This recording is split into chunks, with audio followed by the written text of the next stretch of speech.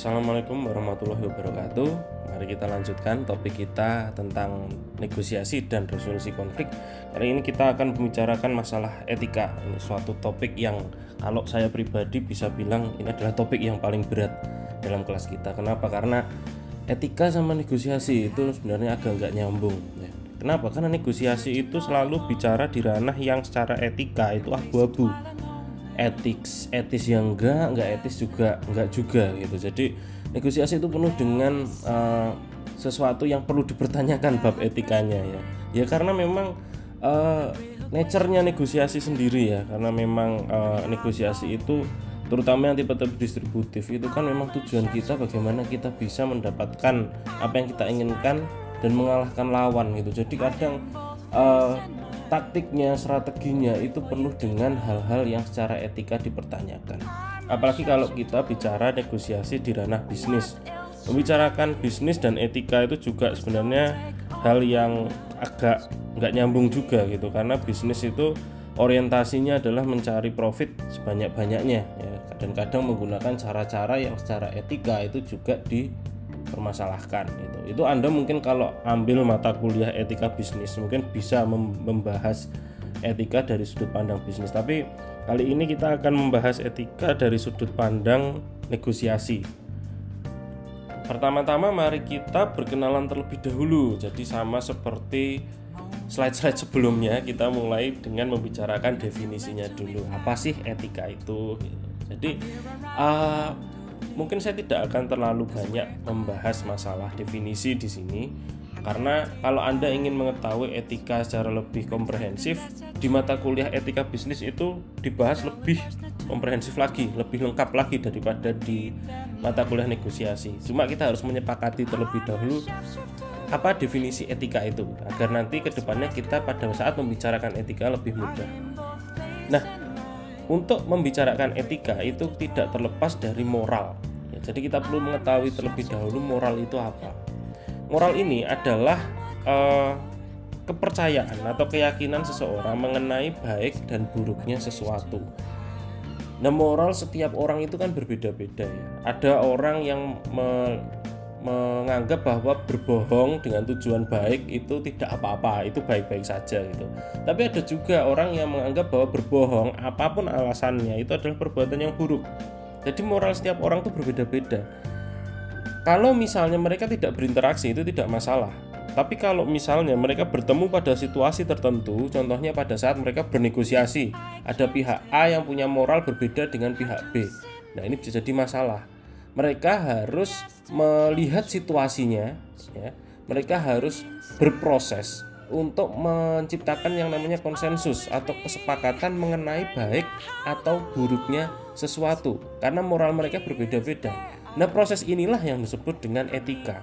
Jadi ketika moral itu membicarakan dalam ranah individu, etika ini membicarakan dalam ranah komunitas, dalam ranah baik buruknya sesuatu yang disepakati oleh komunitas tertentu, oleh masyarakat tertentu dalam sebuah situasi tertentu gitu. Jadi etika ini lahir karena adanya moral-moral yang berbeda yang dimiliki oleh pihak-pihak yang bernegosiasi kalau dalam contoh negosiasi, dan juga ada peristiwa yang membuat mereka harus menyepakati apakah sesuatu itu baik atau buruk, itu disebut dengan etika.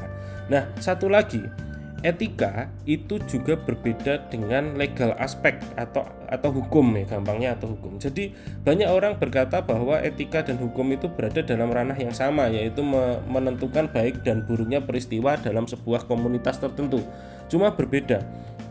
Kalau hukum itu ada instrumen hukumnya, ada aparat penegak hukum, ada pasal-pasalnya, ada reward dan punishment-nya. Membunuh itu berapa tahun kurungan penjara, mencuri berapa tahun kurungan penjara, itu ada standarnya, ada pasal-pasalnya yang mengatur itu. Sedangkan etika ini lebih ke konsensus atau kesepakatan bersama.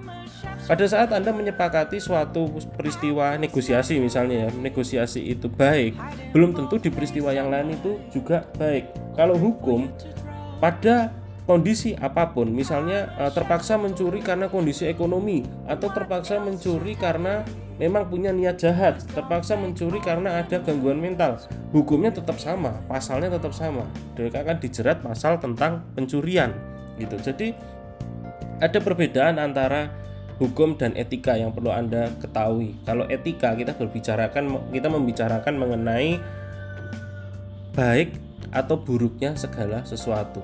Sedangkan kalau hukum itu membicarakan mengenai benar atau salahnya sesuatu gitu. Jadi ada perbedaan juga antara etika dan hukum. Sesuatu yang benar di mata hukum belum tentu secara etika juga baik. Sesuatu yang baik ya di dalam etika itu juga belum tentu benar di mata hukum gitu. Jadi ada perbedaan yang mendasar juga antara etika dan hukum. Ini perlu Anda ketahui sehingga pada saat kita akan membahas etika di negosiasi ke depannya kita mempunyai pemikiran yang sama. Oke, mari kita bahas etika lebih dalam lagi di slide selanjutnya. Sebelum masuk ke negosiasi, kita perlu membicarakan terlebih dahulu bagaimana kita menilai sebuah peristiwa itu etik atau tidak. Ya. Jadi ya semua manusia itu mempunyai pendekatan, mempunyai persepsi tentang sebuah peristiwa itu berbeda-beda. Jadi cara mereka untuk memandang sesuatu itu etis atau tidak tentu saja berbeda-beda. Jadi agak lucu juga kalau misalnya kita menyepakati bagaimana cara kita memandang situasi. Cuma gini, Anda perlu tahu karena banyak sekali metode yang berbeda yang dilakukan oleh manusia dalam memandang etis atau tidaknya segala sesuatu, kita perlu mengetahui apa saja cara pandang mereka. Nah, kalau di mata kuliah etika bisnis mungkin ini dipelajari secara lebih banyak ya, lebih detail. Cuma saya akan meng-highlight aja beberapa cara. Ada 5 cara kalau nggak salah yang sering dilakukan manusia untuk menilai apakah situasi ini etis atau tidak. Yang pertama adalah golden rules, ya, cara yang paling mudah, yaitu golden rules itu kan seperti kita bercermin ya. Kalau kita nggak mau orang lain melakukan sesuatu terhadap kita, jangan lakukan hal yang sama kepada orang lain. Jadi ini seperti bercermin gitu. Kalau kita nggak mau orang lain itu melakukan hal yang buruk ke kita, ya kita jangan melakukan hal buruk ke orang lain juga. Jangan melakukan hal yang sama ke orang lain gitu. Jadi kalau Anda merasa bahwa orang lain melakukan sesuatu yang tidak etis ke kita, ya jangan lakukan hal yang sama ke orang lain. Itu adalah golden rules pertama. Yang kedua adalah kita memandang sebuah situasi dari sudut pandang universalism atau human rights. Universalism ini adalah etika yang secara universal, apapun negaranya, apapun bangsanya, apapun orangnya, itu menganggap bahwa itu harus ditegakkan karena terkait dengan hak-hak asasi dasar seorang manusia. Apa saja?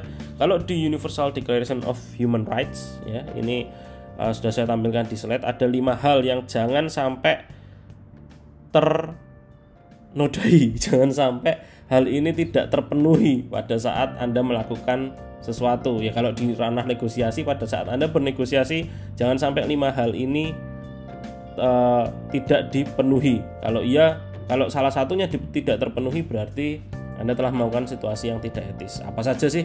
Ya diperlakukan secara equal ya, tidak diskriminatif, lalu hak untuk hidup, hak untuk mendapatkan keamanan dan kebebasan, hak untuk bebas dari segala bentuk perbudakan, hak untuk tidak disiksa, dan terakhir adalah hak untuk mendapatkan perilaku yang sama di hadapan hukum. Ya, 5 hal ini hampir semua negara di dunia menyetujui bahwa ini adalah semua hak yang harus dipenuhi oleh semua manusia, apapun statusnya, apapun gendernya, apapun bangsanya, latar belakangnya, mereka harus hak-hak ini harus dipenuhi untuk mereka gitu. Jadi kalau misalnya ada peristiwa yang misalnya dalam negosiasi nih Anda melakukan salah satu, misalnya dalam negosiasi Anda menyiksa secara fisik ya, menyiksa secara fisik lawan Anda, itu berarti Anda sudah melanggar HAM dan itu enggak etis.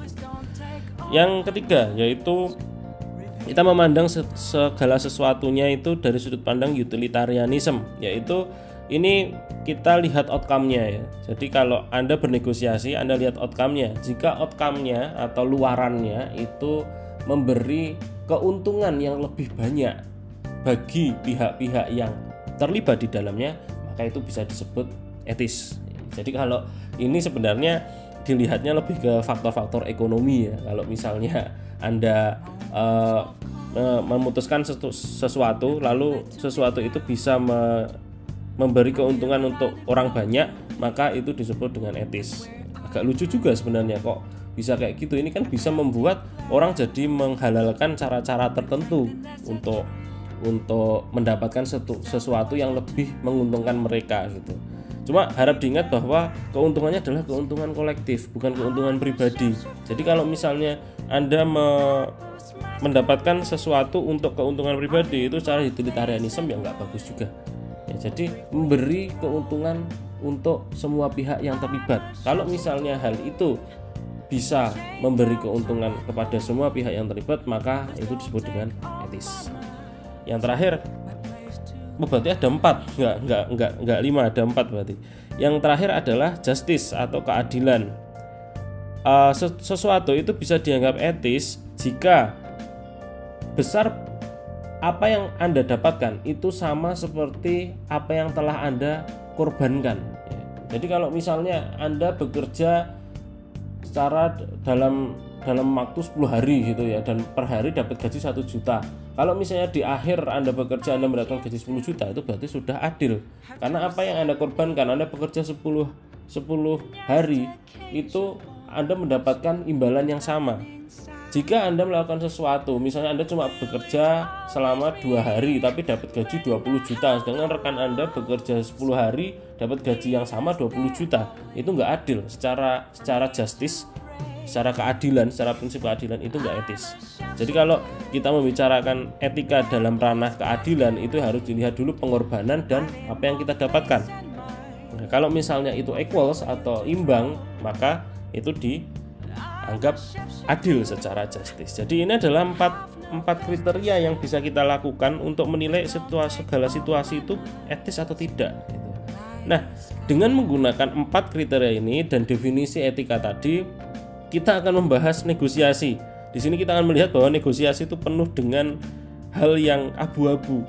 Menggunakan 4 kriteria ini tidak cukup untuk menentukan ini etis atau tidak gitu. Bahkan etika itu di negosiasi sebenarnya tidak perlu dibicarakan gitu. Kita tuh seperti gini, kita tahu bahwa ini tuh nggak etis, dan lawan juga sebenarnya tahu kalau ini nggak etis, tapi mereka menyembunyikan saja. Mereka tahu sama tahu gitu.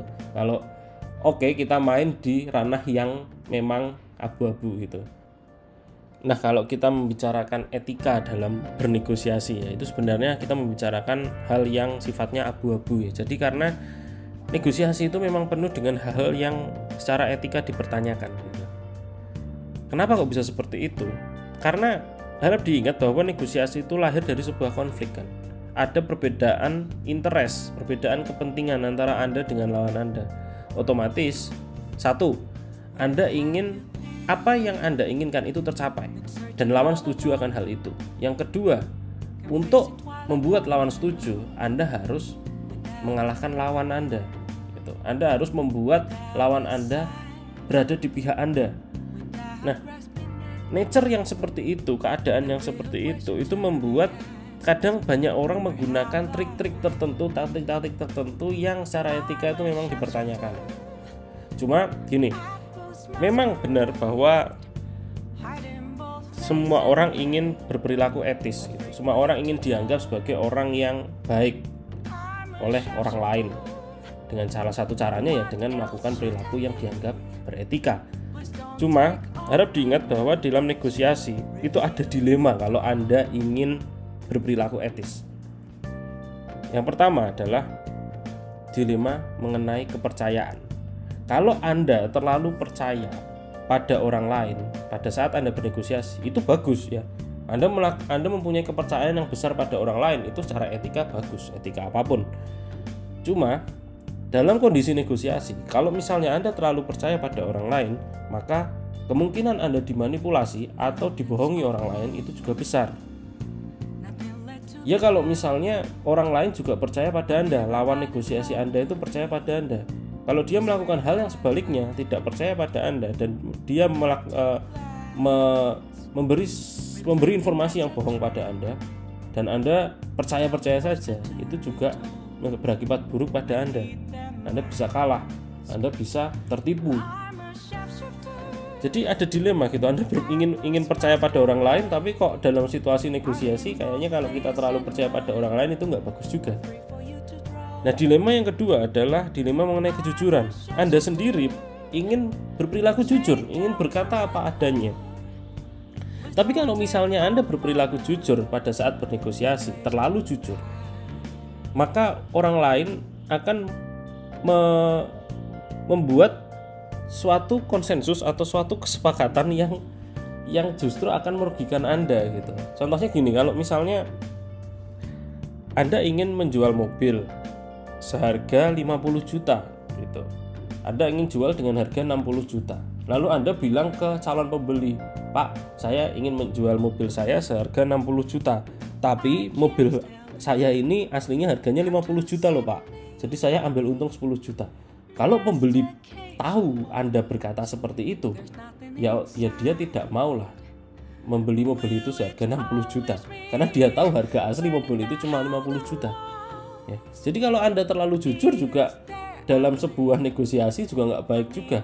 Lawan akan tahu semua rahasia Anda, bahkan sampai ke resisten point, sampai ke target point Anda, dan mereka akan melakukan penawaran yang sangat-sangat merugikan Anda gitu. Nah, kalau misalnya dalam situasi integratif itu beda cerita ya, karena dalam suatu integratif semakin bagus informasi yang semakin banyak informasi yang Anda kemukakan, itu lawan juga akan semakin mengerti. Tapi kalau dalam situasi distributif tentu saja banyak dilema ketika Anda ingin melakukan hal yang beretika dalam suatu negosiasi. Dan dilema yang sering dialami adalah dua dilema ini. Anda ingin mempercayai orang lain tapi takut kalau dibohongi. Anda juga ingin berkata jujur tapi nanti malah orang lain mengambil kesempatan untuk mengambil keuntungan sebanyak-banyaknya dari Anda karena Anda terlalu jujur. Jadi ada dua dilema itu yang membuat negosiasi kadang tidak berjalan etis. Nah, di dalam negosiasi itu ada beberapa taktik yang etikanya tuh ambigu. Jadi maksudnya etis ya belum tentu, nggak etis juga belum tentu gitu. Jadi tergantung situasinya. Banyak taktik yang di negosiasi itu dipertanyakan etikanya. Apa saja sih taktiknya? Salah satunya adalah competitive bargaining atau tawar-menawar. Tawar-menawar itu etikanya dipertanyakan loh. Kenapa? Karena kalau kita bicara masalah kejujuran, tawar-menawar itu bukan situasi yang penuh dengan kejujuran. Anda punya uang 10.000, bilangnya saya cuma punya uang 5.000 ya mas gitu. Anda menjual barang senilai 20.000, Anda tawarkan ke pembeli barang ini nilainya 50.000 gitu. Jadi tawar-menawar tuh kalau kita bicara dalam konteks jujur atau tidak ya, tawar-menawar itu penuh dengan ketidakjujuran. Itulah kenapa kadang tawar-menawar ini secara etika itu ambigu, boleh atau tidak. Nah, contoh lain adalah kita memanipulasi emosi. Dalam negosiasi sering sekali orang itu memanipulasi emosi agar negosiasi bisa berjalan sesuai yang dia inginkan. Contohnya Anda pura-pura marah, atau lebih seringnya Anda pura-pura baik kepada lawan Anda gitu, agar lawan Anda itu bersikap kooperatif pada Anda ya. Menjaga hubungan, murah senyum, sering berdialog ke hal-hal yang positif gitu. Tapi setelah kesepakatan terjadi, Anda tiba-tiba memutus hubungan dengan lawan Anda. Kenapa? Karena baiknya Anda itu ada motifnya agar lawan itu cepat melakukan kesepakatan yang menguntungkan Anda gitu. Nah, ini kan tidak tulus gitu. Baiknya Anda itu tidak tulus, ada motif tertentu di balik baiknya Anda. Jadi ini juga secara kejujuran itu dipertanyakan etikanya gitu. Tapi harap diingat bahwa dua hal ini ya, competitive bargaining atau tawar-menawar dan juga manipulasi emosi itu sering terjadi di negosiasi, sehingga banyak orang yang beranggapan bahwa dua hal ini itu lumrah. Etis-etis saja kalau kita berbicara negosiasi, kita melakukan hal yang tidak jujur dalam konteks dua hal ini itu sudah lumrah gitu. Tapi ada juga beberapa taktik yang bahkan dalam ranah negosiasi itu dianggap tidak etis. Apa saja? Contohnya adalah yang pertama, misrepresentasi. Anda memanipulasi informasi. Ya, bukan memanipulasi emosi, tapi informasi. Anda memberikan hal yang salah kepada orang lain. Contohnya kepada lawan, Anda memberi informasi yang salah. Lalu juga Anda memberi informasi yang salah kepada media agar media cenderung berpihak pada Anda. Memberi informasi yang salah kepada teman-teman lawan Anda, ya.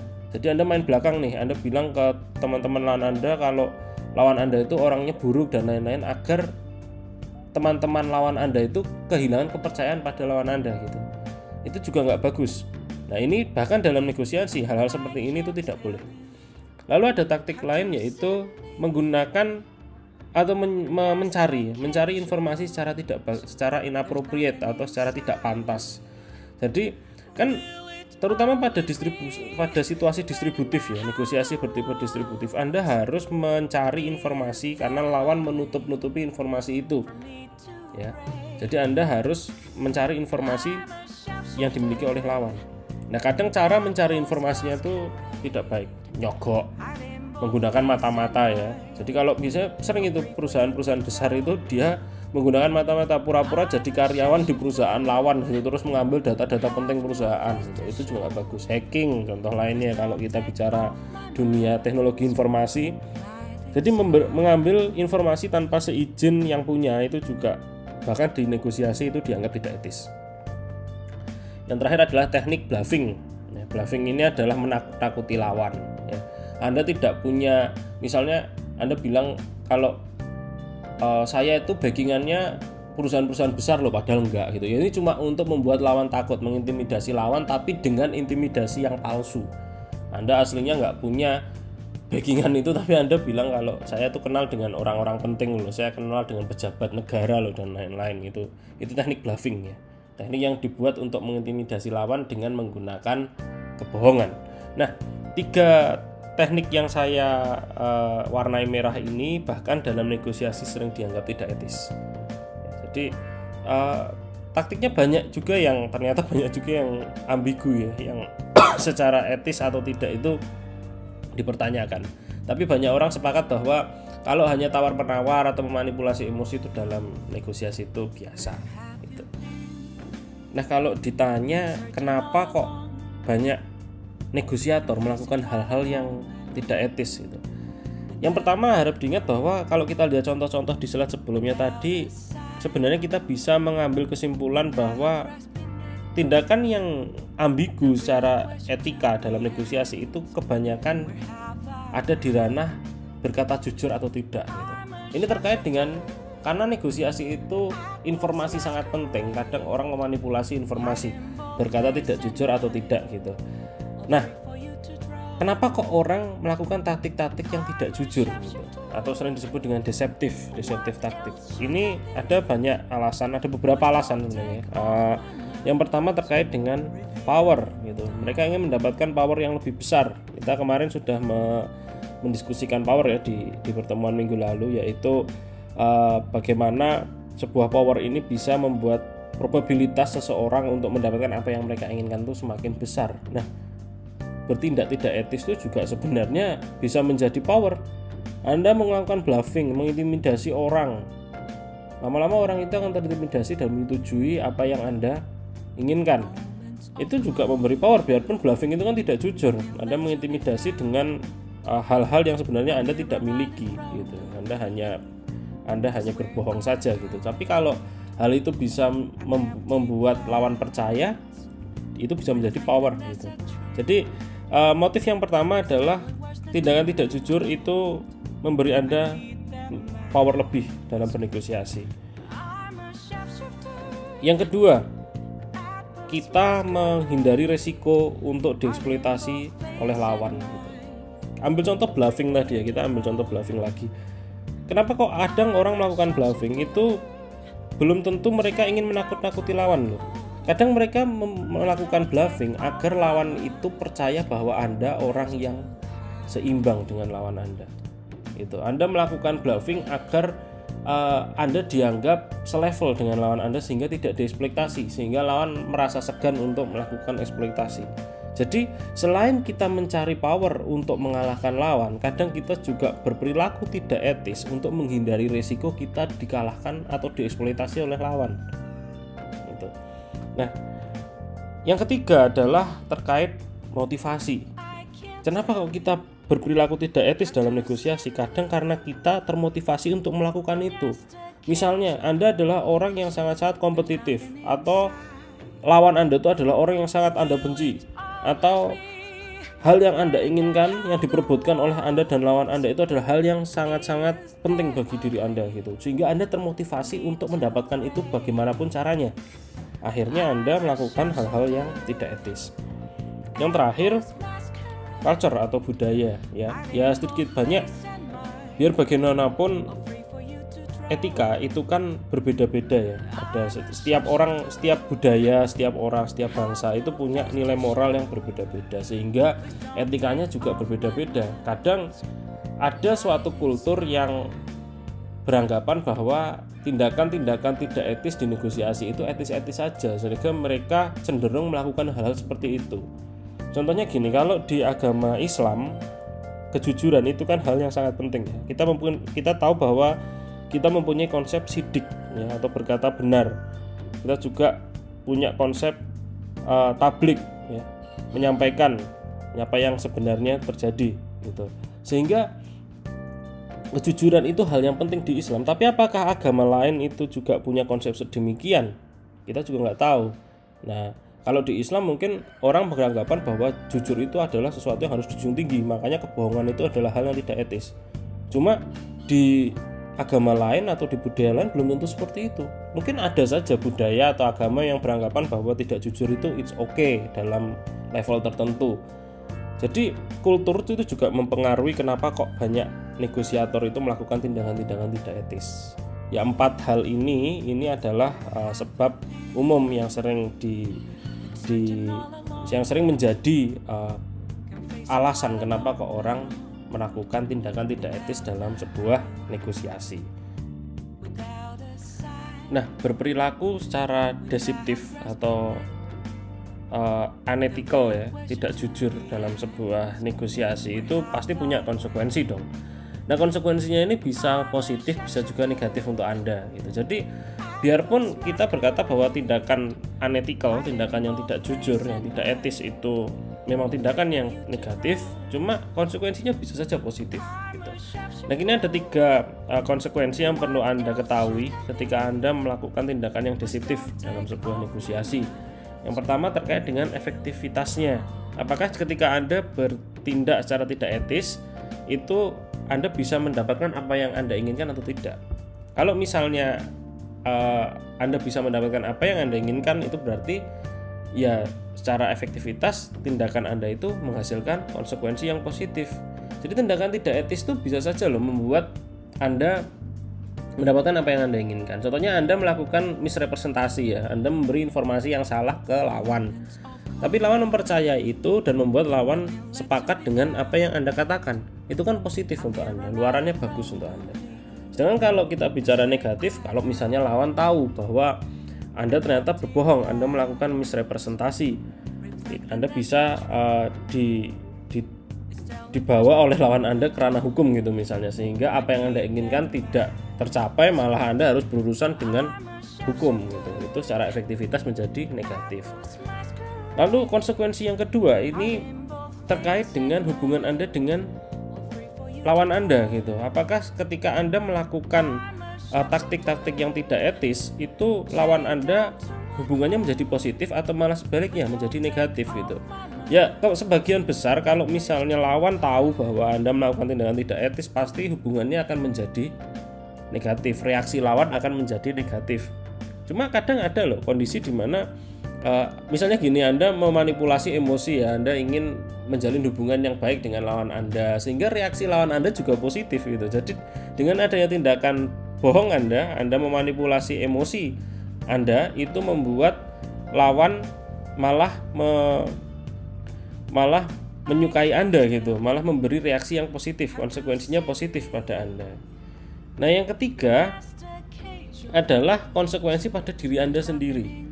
Kadang membuat atau berperilaku secara tidak etis itu justru malah membuat Anda merasa tidak nyaman. Anda hidup dalam ketakutan, kecemasan, Anda merasa bahwa apa yang Anda lakukan itu salah gitu. Ini juga memberi konsekuensi yang bisa negatif juga kepada diri Anda. Nah, ini adalah beberapa konsekuensi. Harap Anda perhatikan bahwa tindakan tidak etis itu mempunyai konsekuensi dalam ranah efektivitasnya, terus hubungan Anda dengan orang lain, dan juga pada diri Anda sendiri. Apakah baik atau buruk ya tergantung dari hasilnya, luarannya yang didapat oleh tindakan yang telah Anda lakukan tersebut. Sampai sini kita telah mempelajari bahwa negosiasi itu kalau kita lihat dari sudut pandang etika itu adalah sifatnya ambigu ya. Penuh taktik dalam negosiasi itu yang etikanya dipertanyakan. Kita juga telah mengetahui bahwa pada saat kita berusaha untuk berperilaku etis dalam kondisi negosiasi justru malah melahirkan dilema. Kita malah bisa kalah kalau misalnya kita berperilaku secara tidak etis. Kita juga mempelajari bahwa ternyata konsekuensi dari perilaku tidak etis itu bisa juga positif, tidak hanya semuanya negatif. Jadi perilaku tidak etis ini dalam negosiasi justru malah diberi ruang yang cukup besar sehingga Anda berpotensi untuk melakukan itu. Tapi harap diingat, bagaimanapun perilakunya, kita pasti tidak mau lawan berperilaku tidak etis pada kita. Kita pasti tidak mau lawan berbohong pada kita.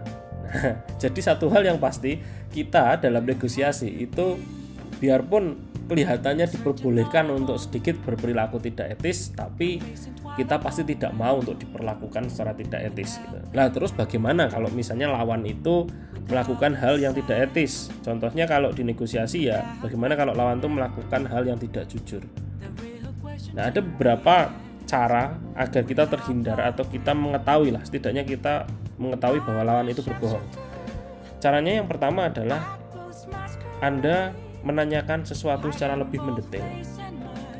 Lawan itu ketika berbohong, lalu Anda balas dengan bertanya hal-hal yang lebih mendetail, maka mereka akan terus diputar otaknya untuk terus berbohong. Ini bisa menyudutkan mereka gitu.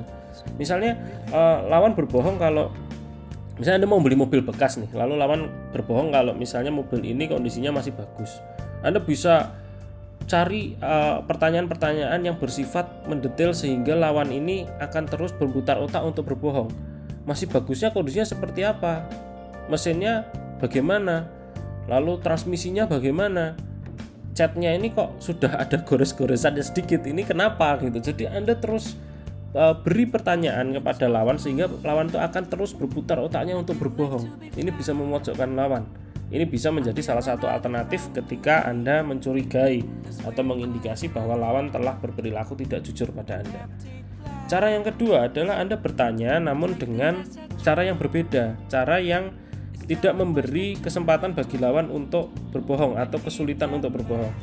Contohnya gini, kalau Anda bertanya kepada penjual mobil tadi ya, kalau kasusnya itu jual beli mobil bekas, daripada Anda bertanya, Pak, mobil ini mesinnya masih bagus atau tidak, cari pertanyaan lain yang jawabannya sebenarnya memberi jawaban Anda yang sama tapi memberi ruang yang agak sulit bagi lawan untuk berbohong. Contohnya seperti, Pak, terakhir kali servis kapan? Gitu. Jadi sama-sama ingin mengetahui kondisi mesin, cuma pertanyaan berbeda. Kalau Anda cuma tanya kondisi mesin ini bagus atau tidak, ya lawan gampang sekali bilang bahwa ini masih bagus mas gitu. Tapi kalau ditanya terakhir kali servis kapan, bukti servisnya mana gitu, terakhir kali servis di kilometer berapa, nah itu akan lebih menyulitkan lawan untuk mencari celah-celah bagi mereka untuk berbohong. Yang ketiga, kita justru malah membuat lawan untuk berkata bohong. Kenapa gini? Jadi bohongnya lawan pada saat negosiasi itu adalah bohong-bohong yang sifatnya halus ya, bisa saya katakan halus. Bohong yang tidak jelas serta-merta itu berbohong gitu. Jadi mereka seperti berbohong tapi ditutup-tutupi gitu. Dibuat semanis mungkin sehingga lawan tuh merasa percaya apa yang mereka katakan. Nah, Anda bisa memaksa lawan Anda untuk berbohong dengan gamblang daripada dengan ditutup-tutupi seperti itu. Caranya gimana? Salah satu caranya adalah membuat pertanyaan yang ditujukan pada lawan Anda dengan jawaban yang jelas, ya atau tidak. Kenapa kok seperti itu? Kalau misalnya Anda memberi pertanyaan pada lawan Anda dengan pertanyaan yang jelas jawabannya, ya atau tidak, yes or no question, itu lawan akan dipaksa untuk berbohong ya. Saya hanya memberi dua pertanyaan, jawab ya atau tidak gitu. Lawan akan merasa saya harus berbohong ya tanpa ada pemanis-pemanis, tanpa ada alasan-alasan tertentu yang membuat kebohongan mereka itu ditutupi gitu, sehingga lawan itu merasa terpojok dengan pertanyaan itu. Kalau misalnya Anda cuma memberi pertanyaan yang jawabannya ya atau tidak, maka lawan kan harus memilih jujur atau bohong, hanya itu aja. Tidak ada yang bohong tapi ditutup-tutupi seperti itu, tidak ada. Jadi ini membuat lawan tertekan juga, cukup tertekan juga jika pertanyaannya itu adalah pertanyaan yang tegas. Nah, cara yang terakhir adalah ngetes. Cara ngetes ini ya Anda juga melakukan manipulasi pertanyaan sebenarnya. Jadi Anda sudah tahu jawabannya, tapi pura-pura Anda bertanya ke lawan, sehingga Anda ngetes nih ini lawan saya ini ngerti atau enggak, ini jujur atau enggak nih gitu. Jadi misalnya Anda tahu bahwa kondisi mobil yang baik gitu tuh mesinnya kayak gimana, terus servis berapa bulan sekali, suaranya kayak gimana, itu Anda sudah tahu sebenarnya, tapi Anda pura-pura tanya ke lawan Anda ya cuma untuk ngetes ini orang jujur apa enggak gitu. Kan ketahuan karena Anda sudah tahu jawabannya kalau misalnya dia bohong. Jadi cara-cara ini sebenarnya bisa dilakukan agar kita bisa mengantisipasi atau setidaknya mengetahui lah apakah lawan kita itu telah melakukan tindakan yang tidak jujur pada kita atau tidak. Oke, jadi itu saja yang bisa saya sampaikan tentang topik kita kali ini tentang etika.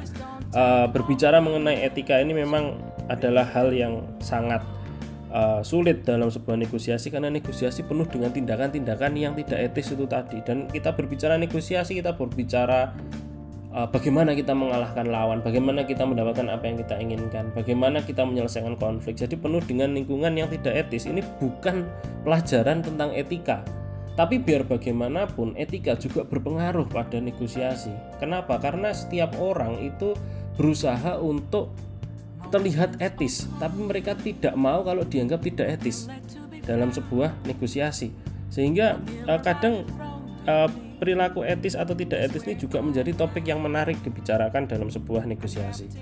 Oke, saya kira itu yang bisa saya sampaikan hari ini. Kurang lebihnya mohon maaf. Assalamualaikum warahmatullahi wabarakatuh.